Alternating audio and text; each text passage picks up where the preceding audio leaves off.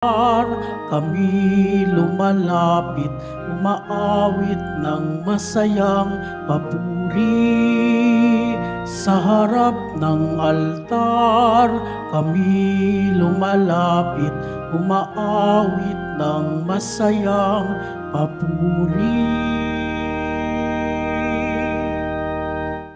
Sa ngalan ng Ama at ng Anak at ng Espiritu Santo, Amen. sumainyo ang Panginoon. At sumairi. Mga kapatid, aminin po natin ang ating mga kasalanan upang tayo'y maging marapat gumanap sa banal na pagdiriwang.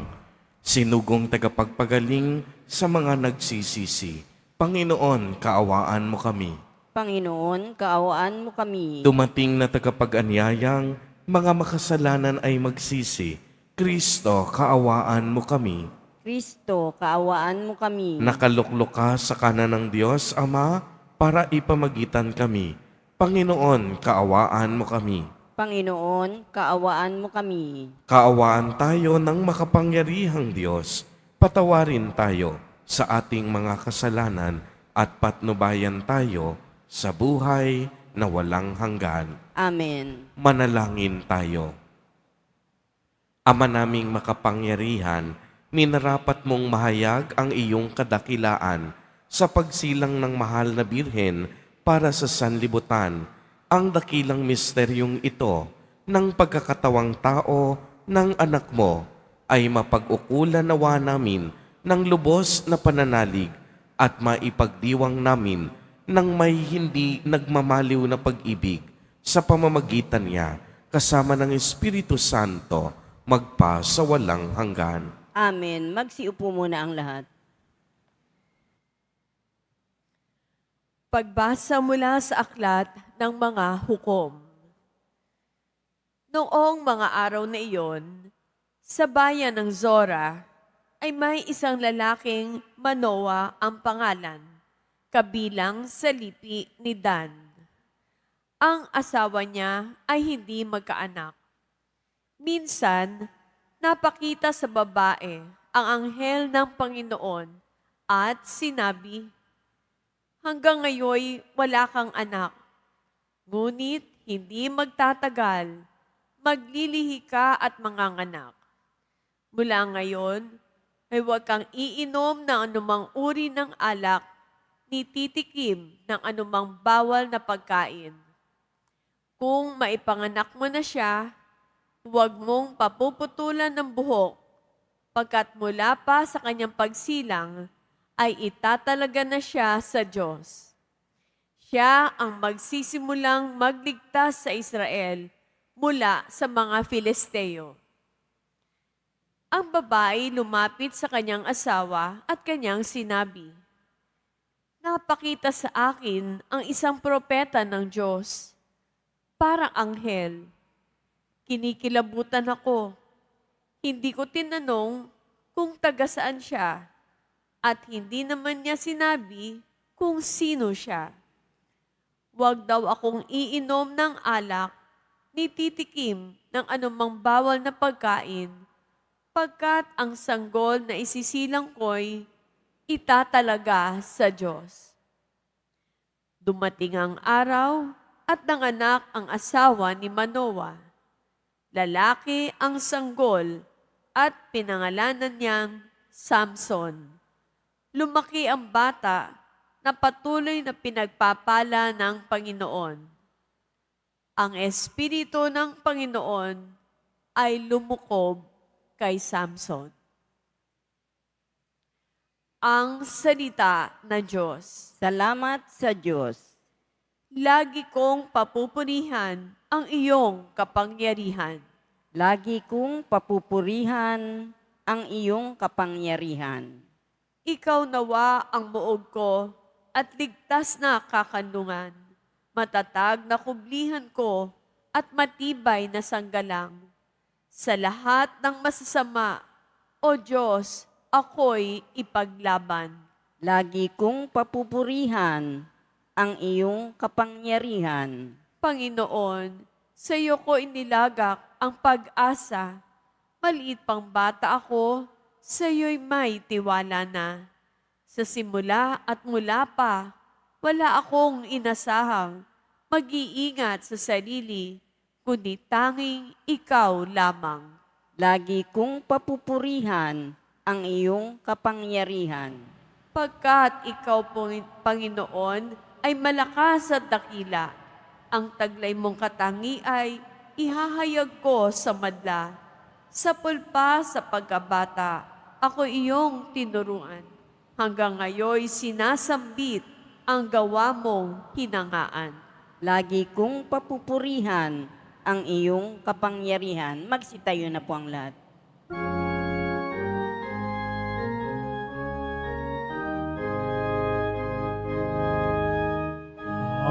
Hallelujah,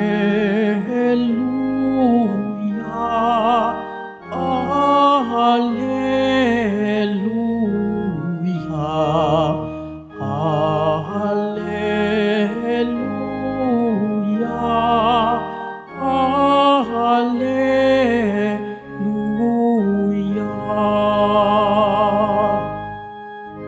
Sangakang ugat ni Jese, taga-akay na ang marami. Halina't tubusin kami. Hallelujah, Hallelujah, Hallelujah,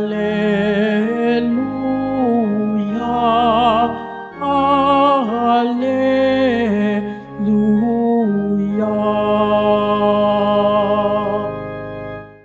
Sumainyo ang Panginoon. At sumaiyo rin. Ang mabuting balita ng Panginoon ayon kay San Lucas. Papuri sa iyo, Panginoon.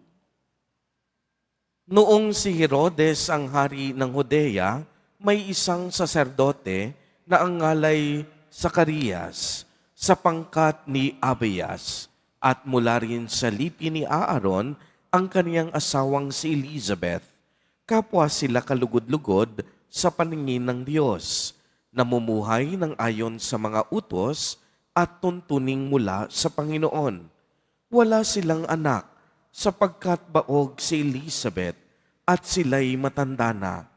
Ang pangkat ni Zacarias ang nanunungkulan noon at siya'y naglilingkod sa harapan ng Diyos bilang saserdote. Nang sila'y magsapalaran ayon sa kaugalian ng mga saserdote, siya ang nahirang na maghandog ng kamanyang. Kaya't pumasok siya sa templo ng Panginoon sa oras ng pagsusunog ng kamanyang, samantalang nagkakatipon sa labas ang mga tao at nananalangin. Walang ano-ano'y napakita sa kanya ang isang anghel ng Panginoon, nakatayo sa gawing kanan ng dambanang sunugan ng kamanyang. Nagulat si Zacarias at sinidla ng matinding takot nang makita ang anghel. Ngunit sinabi nito sa kanya, "Huwag kang matakot, Zacarias. Dininig ng Diyos ang panalangin mo. Kayo ni Elizabeth ay magkakanak ng isang lalaki, at Juan ang ipapangalan mo sa kanya. Ikaw ay matutuwa at magiging maligaya, at marami ang magagalak sa kaniyang pagsilang, sapagkat siya'y magiging dakila sa paningin ng Panginoon. Hindi siya iinom ng alak o anumang inuming nakakalasing. Sa sinapupunan pa lamang ng kaniyang ina, mapupuspos na siya ng Espiritu Santo. Marami sa mga anak ng Israel ang panunumbalikin niya sa kanilang Panginoong Diyos. Mauuna siya sa Panginoon. Taglay ang Espiritu at kapangyarihan ni Elias upang pagkasunduin ang mga ama at mga anak at panumbalikin sa daan ng matuwid ang mga suwail. Sa gayon, ipaghahanda niya ng isang bayan ang Panginoon. sinabi ni Zacarias sa anghel, "Paano ko po matitiyak na mangyayari ito, sapagkat ako'y napakatanda na at gayon din ang aking asawa?" Sumagot ang anghel, "Ako si Gabriel na naglilingkod sa harapan ng Diyos. Sinugo ako upang ihatid sa iyo ang mabuting balitang sinabi ko na sa iyo. At ngayon, mabibingi ka't hindi makakapagsalita hanggang sa araw na maganap ang mga bagay na ito, sapagkat hindi ka naniwala sa mga sinabi ko na matutupad pagdating ng takdang panahon." Samantala, naghihintay naman kay Zacarias ang mga tao. Nagtaka sila kung bakit nagtagal siya ng ganoon sa loob ng templo. Paglabas niya ay hindi na siya makapagsalita. Mga senyales na lamang ang ginagamit niya, kaya natanto nila na nakakita siya ng pangitain at siya'y nanatiling pipi. Nang matapos ang panahon ng kaniyang paglilingkod, ay umuwi na siya. Hindi nga nagtagal at naglihi si Elizabeth at hindi ito umalis ng bahay sa loob ng 5 buwan. "Ngayoy nilingap ako ng Panginoon," wika ni Elizabeth. "Ginawa niya ito upang alisin ang aking kadustaan sa harapan ng mga tao." Ang mabuting balita ng Panginoon. Pinupuri ka namin, Panginoong Heso Kristo. Magsiupo muna ang lahat. Sa lahat po ng ating mga taga-subaybay sa iba't ibang online platforms at sa lahat ng ating mga kadiboto sa iba't ibang panig ng Pilipinas at maging sa buong mundo kung saan tayo ay naaabot ngayon ng ating live streaming. Purihin at dakilain natin ang ating Panginoon, ang mahal na poong Jesus Nazareno. Palakpakan natin ang ating Diyos na tapat. Mga kapatid kay Kristo at mga kadiboto, malugod po namin kayong tinatanggap sa Basilica Minor at Pambansang Dambana ni Jesus Nazareno. Habang papalapit po tayo sa panahon ng Kapaskuhan, ay mas lalo tayong nananabik at naghahanda sa pagdating ng pagsilang ng ating Panginoon. Ang mga pagbasa natin sa araw na ito ay tungkol sa mga pangyayari at tagpong naganap bago ang pagsilang ng ating mahal na poong Jesus Nazareno. Kung napakinggan po nating mabuti ang unang pagbasa at ang Ebanghelyo, ito po ay may pagkakahambing. Narinig natin mula sa aklat ng mga hukom na noong araw na iyon, si Manoah na mula sa lipi ni Dan ay mayroong asawa na hindi magkaanak. Sa atin naman pong Ebanghelyo, ang asawa ni Zacarias na si Elizabeth, hindi rin magkaanak. Ang kanilang mga asawang babae ay kapwa baog. At alam po ninyo, sa kanilang kultura, kapag ang isang babae ay baog, ito ay itinuturing na disgrasya. At kung disgrasya, ibig sabihin walang kwenta at walang silbi. Subalit, ang itinuturing na disgrasya ng mundo ay naging isang malaking grasya nang magpakita sa kanilang panaginip ang anghel ng Panginoon. Una, ibinalita sa asawa ni Manoah na siya ay maglilihi at manganganak, at Samson ang naging pangalan, na ang ibig sabihin nito ay kalakasan.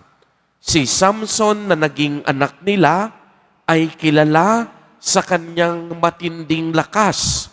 At dahil sa kanya, ang bayan ng Israel ay nakalaya mula sa mga Filistia. Sa ating ebanghelyo naman, ipinanganak ni Elizabeth si Juan Bautista, ang siya namang naghanda para sa pagdating ni Jesus Nazareno. Kaya nga, ano ang matututunan natin sa ebanghelyo?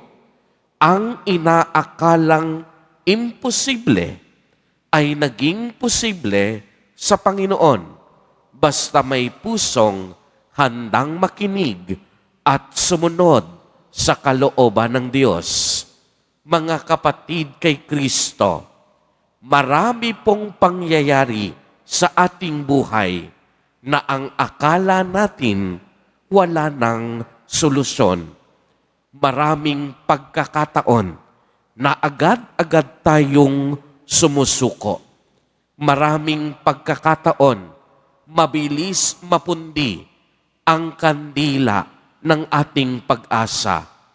Kung dumating man ang mga oras na iyon, wag na wag tayong mag-alinlangan sa pwedeng magawa ng Panginoon. Wag nating pagdudahan ang awa at kapangyarihan ng Diyos. Huwag tayong magpapatalo sa ating mga negatibong pag-iisip. Huwag nating isuko agad-agad ang lahat ng ating mga mithiin at pangarap sa buhay. Marami tayong hindi kayang gawin. Oo, totoo yon. Dala ng ating karupukan at kahinaan. Subalit, ang mga hindi natin kayang gawin ng ating Diyos. Mga kapatid kay Kristo, sa pagpapatuloy ng banal na Eucharistia, naway mas lalo nating pag-ibayuhin ang ating pagtitiwala at pananampalataya sa Diyos habang tayo ay naghahanda ng pagdating ng ating manunubos.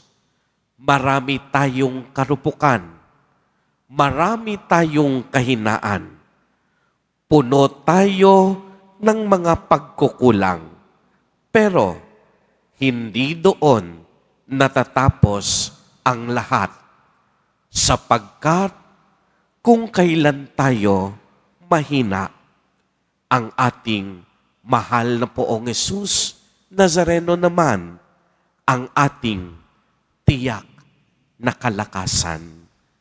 Amen. Purihin at dakilain natin ang ating Panginoon, ang mahal na Poong Jesus Nazareno. Magsitayo na po ang lahat.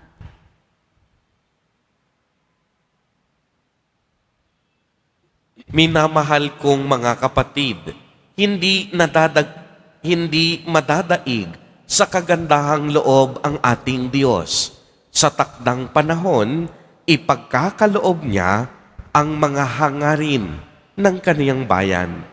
May pagtitiwalang sumamo tayo sa Kanya. Diyos ng katuparan, pagpalain mo kami. Diyos ng katuparan, pagpalain mo kami. Kahit sa gitna ng mga pag-aalinlangan, naway patuloy tayong magtiwala sa Panginoon. Manalangin tayo. Diyos ng katuparan, pagpalain mo kami. Tulad ni Zacarias at Elizabeth, ang mga magulang naway tanggapin ang mga supling ng may pagmamahal at pananagutan. Manalangin tayo. Diyos ng katuparan, pagpalain mo kami. Sa mga kabataan, naway maraming bukas palad na tumugon sa panawagan sa pagpapari at buhay na nakatalaga sa Diyos. Manalangin tayo. Diyos ng katuparan, pagpalain mo kami. Ang mga may sakit naway pagalingin ng Panginoon at ang mga nasa bingit ng kamatayan ay magkaroon ng kapanatagan. Manalangin tayo. Diyos ng katuparan, pagpalain mo kami. Ang mga namayapa naway tanggapin sa kagalakan ng kaharian ng Diyos. Manalangin tayo. Diyos ng katuparan, pagpalain mo kami. Isama po natin sa ating mga panalangin sa mga sandaling ito ang mga kapatid at kadiboto natin na nagdiriwang ng kanilang kaarawan sa araw na ito, ang mga mag-asawang nagdiriwang ng anibersaryo ng kanilang mga kasal, ang mga kaibigan at kamag-anak natin na may sakit at may malubhang karamdaman, gayon din ang mga pamilyang nagugutom at walang makain, naway ingatan, patnubayan, at basbasan silang lagi ni Jesus Nazareno. Manalangin tayo. Diyos ng katuparan, pagpalain mo kami. Panginoon, puspusin mo kami ng iyong espiritu, nang sa gayon ay salubungin namin ang aming tagapagligtas ng may galak at sigla. Inihiling namin ito sa pamamagitan ni Kristo na aming Panginoon. Amen. Magsiupo muna ang lahat.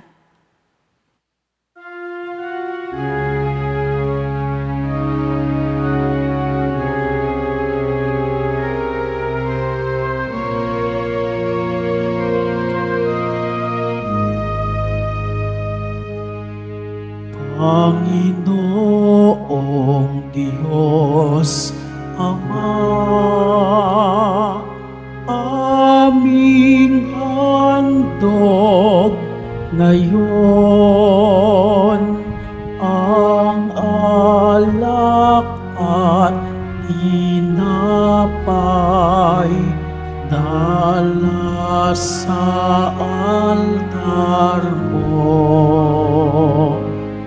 Pati puso namin isip tinataas sa'yo habang naghihintay kami kay Kristong darating. Magsitayo na po ang lahat. Manalangin kayo mga kapatid upang ang paghahain natin ay kalugdan ng Diyos amang makapangyarihan. Tanggapin nawa ng Panginoon itong paghahain sa iyong mga kamay, sa kapurihan niya at karangalan, sa ating kapakinabangan at sa buong sambayanan niyang banal. Ama naming lumikha, tunghayan mo ang mga nakahain sa dambana. Itong aming abang nakayanan ay magkamit nawa ng kapupunang kabanalan na idinudulot ng iyong kapangyarihan sa pamamagitan ni Jesucristo kasama ng Espiritu Santo magpa sa walang hanggan. Amen. Sumainyo ang Panginoon. At sumaiyo rin. Itaas sa Diyos ang inyong puso at diwa. Itinaas na namin sa Panginoon. Pasalamatan natin ang Panginoong ating Diyos. Marapat na siya ay pasalamatan. Ama naming makapangyarihan, tunay ngang marapat na ikaw ay aming pasalamatan sa pamamagitan ni Jesucristo na aming Panginoon. Ang pagsusugo mo sa Kanya ay ipinahayag ng lahat ng mga propeta. Ang pagsilang niya ay pinananabikan ng mahal na birhing Kaniyang inang tunay sa kapangyarihan ng Espiritong Banal. Kaya kaisa ng mga anghel na nagsisiawit ng papuri sa iyo, nang walang humpay sa kalangitan, kami nagbubunyi sa iyong kadakilaan. Santo, Santo, Santo, Panginoong Diyos ng mga hukbo, napupuno ang langit at lupa ng kadakilaan mo, o sana sa kaitaasan. Pinagpala ang naparirito sa ngalan ng Panginoon, o sana sa kaitaasan. Magsiluhod po ang lahat. Ama naming banal, ikaw ang bukal ng tanang kabanalan, kaya't sa pamamagitan ng iyong Espiritu ay gawin mo pong banal ang mga kaloob na ito upang para sa amin ay maging katawan at dugo ng aming Panginoong Jesucristo.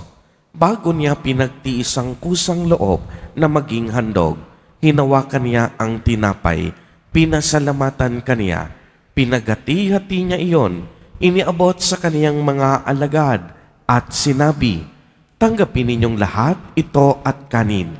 Ito ang aking katawan na ihahandog para sa inyo."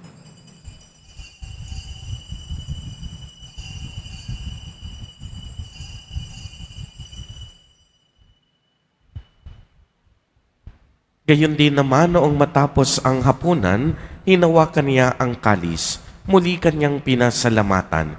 Iniabot niya ang kalis sa kaniyang mga alagad at sinabi, "Tanggapin ninyong lahat ito at inumin.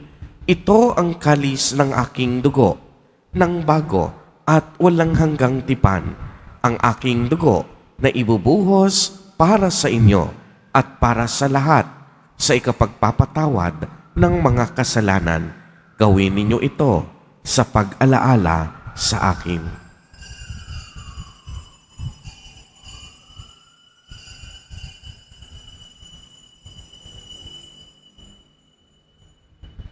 Magsitayo na po ang lahat. Ang misteryo ng pananampalataya. Si Kristo'y namatay, si Kristo'y nabuhay, si Kristo'y babalik sa wakas ng panahon. Ama, ginagawa po namin ngayon ang pag-alaala sa pagkamatay at muling pagkabuhay ng iyong anak. Kaya't iniaalay namin sa iyo ang tinapay na nagbibigay buhay at ang kalis na nagkakaloob ng kaligtasan. Kami po'y nagpapasalamat dahil kami iyong minarapat na tumayo sa harap mo para maglingkod sa iyo. Isinasamo namin kaming magsasalo-salo sa katawan at dugo ni Kristo ay mabuklod sa pagkakaisa sa pamamagitan ng Espiritu Santo. Ama, lingapin mo po ang iyong simbahang laganap sa buong daigdig. Puspusin mo kami sa pag-ibig kay isa ni Francisco na aming Santo Papa at ni Jose na aming Obispo at ng Tanang Kaparian. Alalahanin mo rin ang mga kapatid naming nahimlay nang may pag-asang sila'y muling mabubuhay.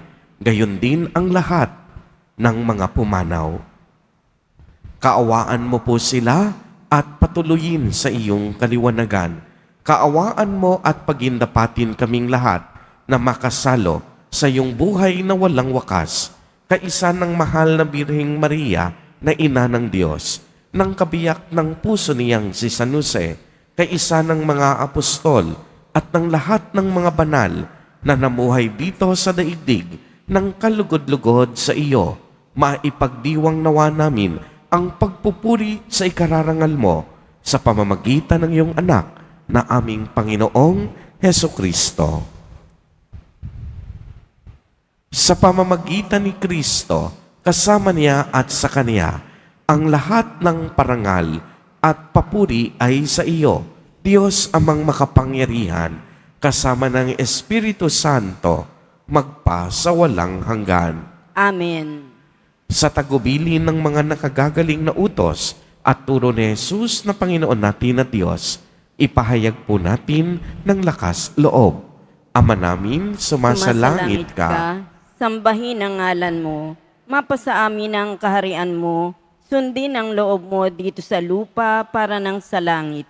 Bigyan mo kami ngayon ng aming kakanin sa araw-araw at patawarin mo kami sa aming mga sala para ng pagpapatawad namin sa nagkakasala sa amin at huwag mo kaming ipahintulot sa tukso at yadya mo kami sa lahat ng masama. Hinihiling namin na kami iadya sa lahat ng masama, pagkalooban ng kapayapaan araw-araw, iligtas sa kasalanan at ilayo sa lahat ng kapahamakan, samantalang aming pinananabikan ang dakilang araw ng pagpapahayag ng tagapagligtas naming si Hesukristo. Sapagkat iyo ang kaharian at ang kapangyarihan at ang kapurihan magpakailanman. Amen. Panginoong Hesukristo, sinabi mo sa iyong mga apostol, kapayapaan ang iniiwan ko sa inyo. Ang aking kapayapaan ang ibinibigay ko sa inyo. Tunghayan mo ang aming pananampalataya at huwag ang aming pagkakasala. Pagkalooban mo po kami ng kapayapaan at pagkakaisa ayon sa iyong kalooban, kasama ng Espiritu Santo, magpa sa walang hanggan. Amen. Ang kapayapaan ng Panginoon ay laging sumainyo. At sumaiyo rin. Magbigayan po tayo ng kapayapaan sa isa't isa. Kordero ng Diyos na nag-aalis ng mga kasalanan ng sanlibutan, maawa ka sa amin. Kordero ng Diyos na nag-aalis ng mga kasalanan ng sanlibutan, maawa ka sa amin.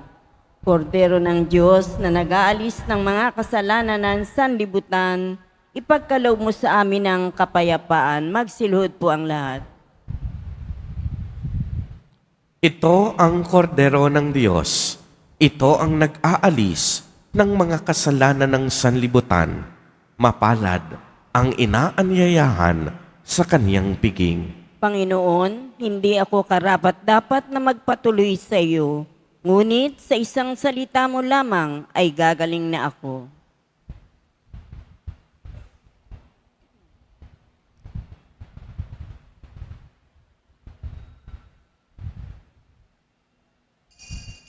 Para sa lahat ng tatanggap ng banal na komunyon, sasagot po tayo ng amen pagkasabi ng pari o ng lay minister ng katawan ni Kristo at isubo agad sa bibig bago umalis sa harapan ng pari o lay minister. Sumunod po tayo.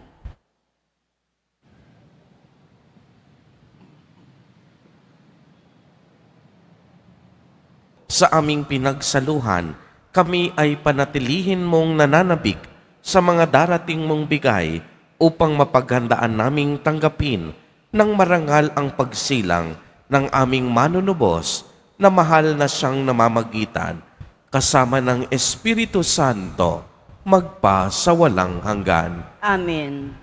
Sumainyo ang Panginoon. At sumaiyo rin. Pagbabasbas.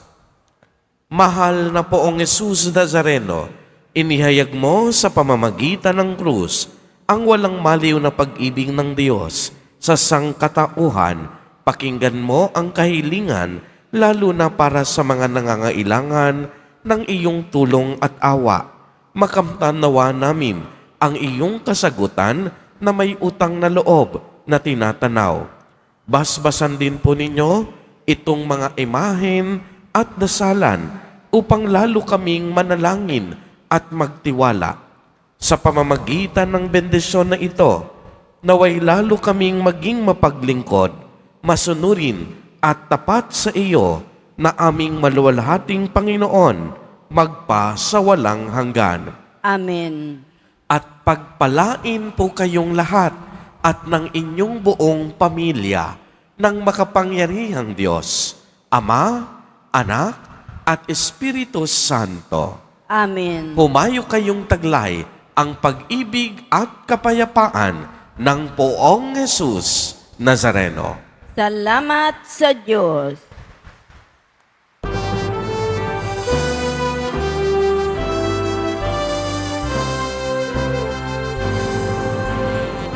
Padre Jesus Nazareno, sinasamba ka namin. Pinipintuko ka namin, aral ng aming buhay at kaligtasan. Nuestro Padre Jesus Nazareno, iligtas mo kami sa kasalanan. Ang krus mong pinamatayan ay sagisag ng aming kaligtasan. Nuestro Padre Jesus Nazareno, dinarangal ka namin.